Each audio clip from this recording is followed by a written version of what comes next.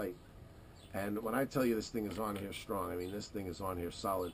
And look at the size of this. I'm only hoping now, the whole reason for using the GoPro is to hopefully be able to get this entire rifle with the bayonet on it in view.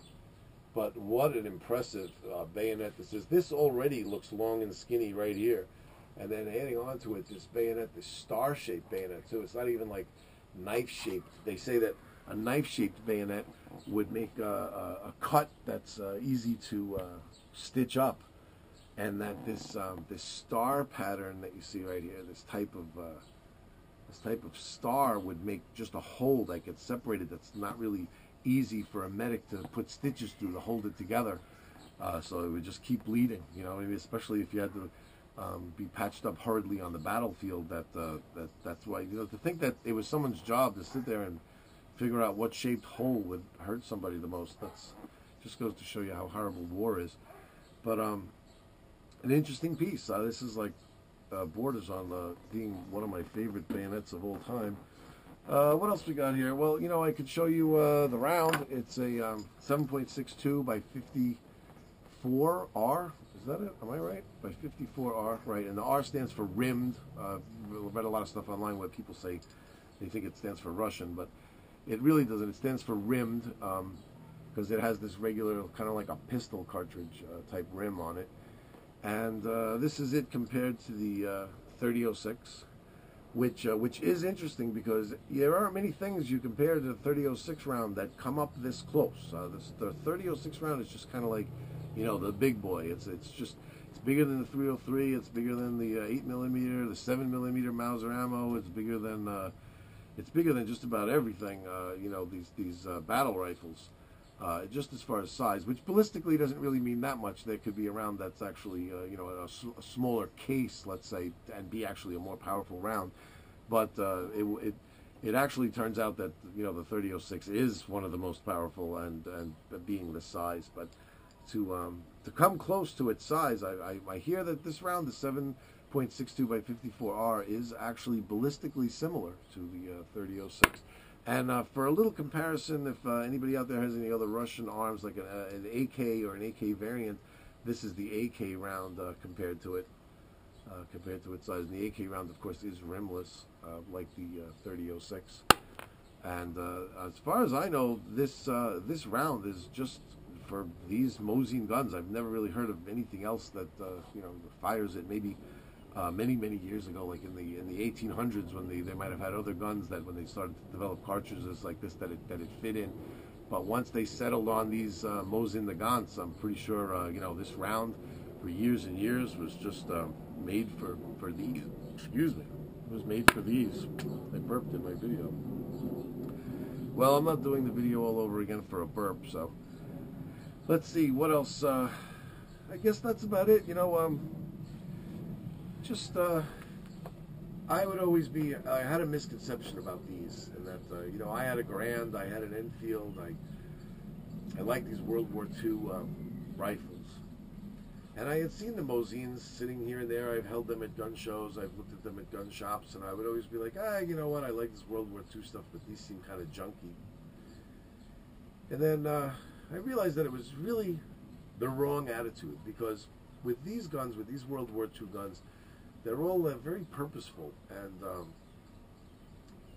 the Russians, they had to crank these things out fast to fight the onslaught of the Germans when they entered the war, and they had to make these things fast. They didn't have time to polish them and make them pretty and make them beautiful, and they were built for a purpose, and that purpose was defending their homeland, defending their way of life, defending their families, and if need be, that it had to come out a little clunky to be able to arm everybody, to be able to protect themselves, then you got to respect that. And I've definitely grown to have a much greater respect for these guns, knowing the history of them and exactly why they look the way they look and they are the way they are, and I've really grown to love them.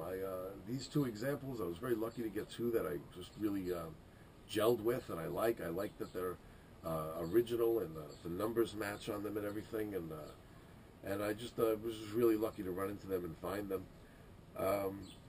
An interesting thing about the difference, my suggestion would be do the military surplus covered in cosmoline, whether it's an M44 or a 9130. My advice would be to go that route, because while the cosmoline is a pain, it could take you a full day to completely get everything off here, and then you still might have to do a few days of just soaking the wood in the sun to be able to get the cosmoline out of the wood. It's well worth it, because once all the cosmoline was off this thing, it was beautiful. I might have had to polish the bolt just to get it to work the way I wanted to get it to work, so beautiful and smooth like this. But it already was clean.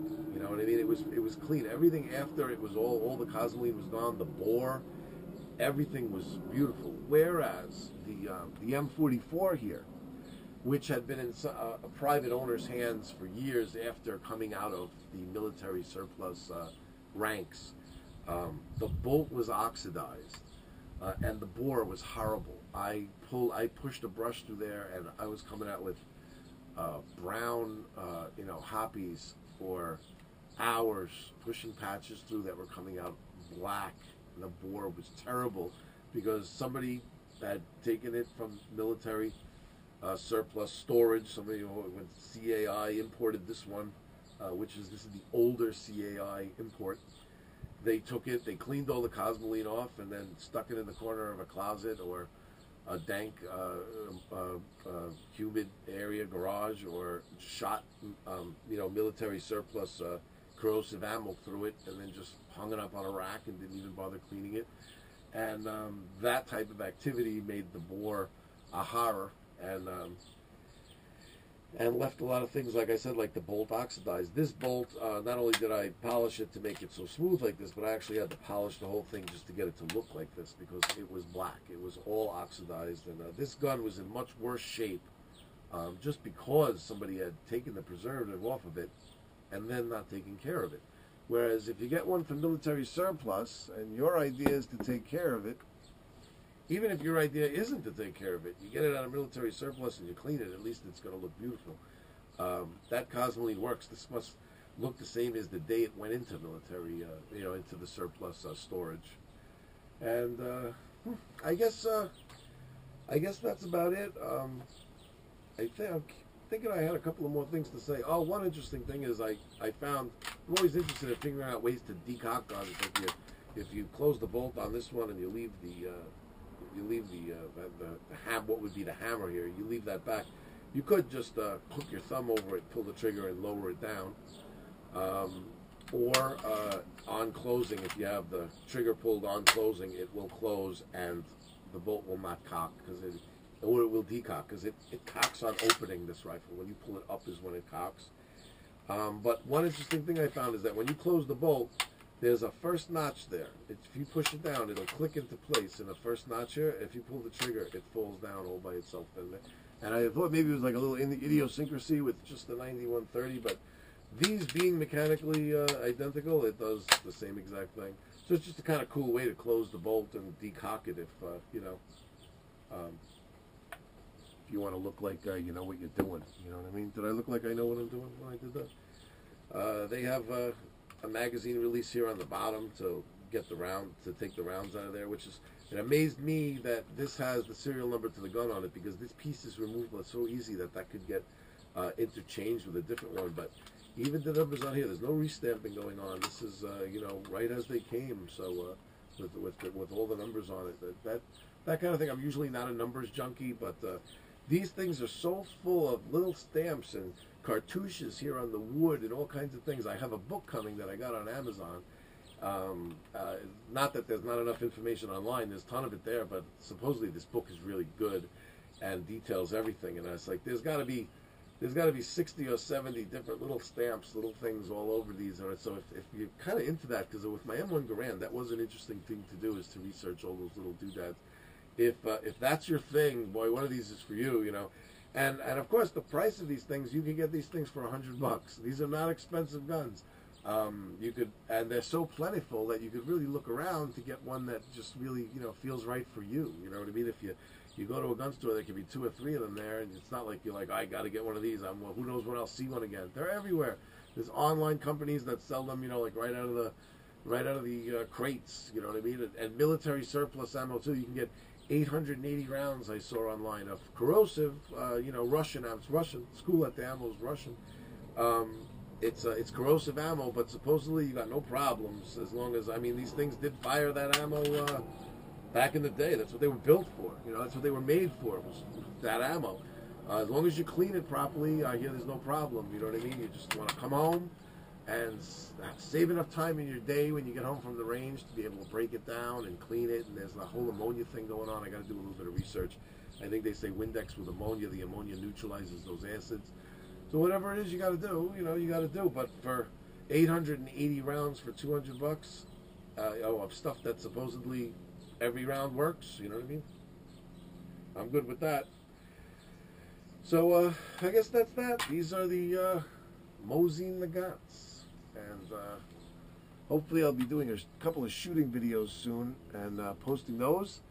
And I'll be sure to include the Nagant sisters in that video. These things definitely deserve a at the range video, and I'm gonna make that happen, and probably do another video with my M1 Garand and my Enfield in another video, just to show what the experience is like to be at the range and send some rounds down range with them. Have a good day, everybody. Thanks for watching.